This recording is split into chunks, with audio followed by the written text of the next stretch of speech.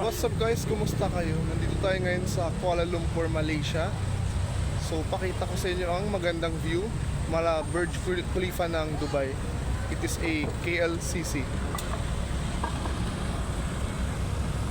KLCC, it is one of the biggest city and isa sa mga pinakamaganda dito sa Malaysia. Para sa mga gustong pumunta rito or for tourist people, dito na kayo pumunta.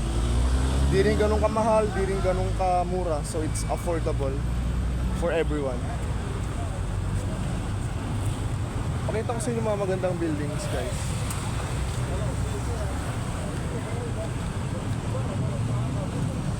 Ganda, no?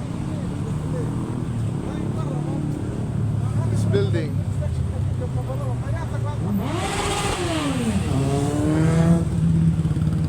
So it's 8 p.m.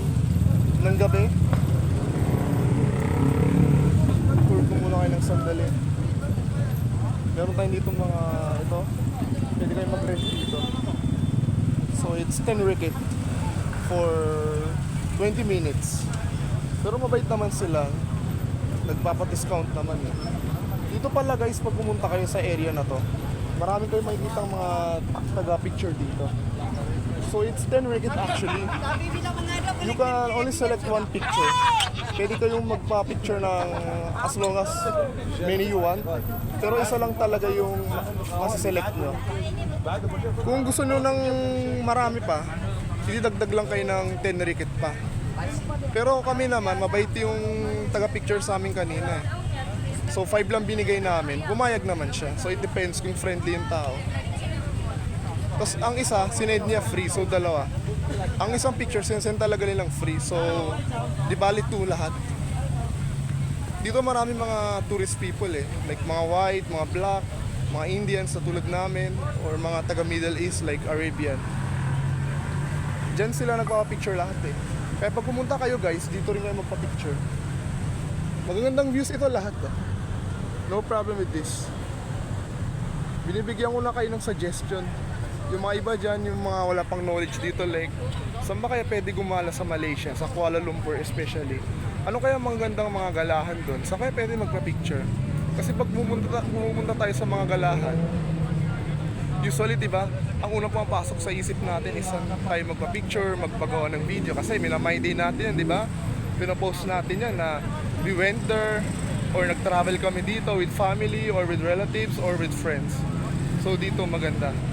Tapos guys, malapit lang dito ang KLCC Park. So, dun sa hotel namin, 5 minutes lang, walking distance. So, pumunta na rin kayo doon. And it's a 24 hours open. Sa umaga rin and sa gabi rin. Maganda kasi ang view pag sa gabi eh. Kasi umiilaw eh, parang mga buildings na to, di ba? Ayan, sa gabi lang umiilaw ang mga yan eh. Tsaka rin ito guys, especially. Public bank ang tawag dito. Tapos may malaking screen dito.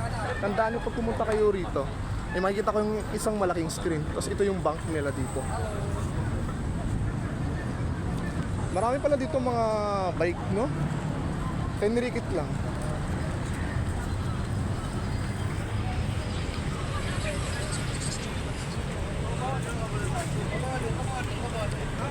Tapos dito naman guys, may mga taxi rito.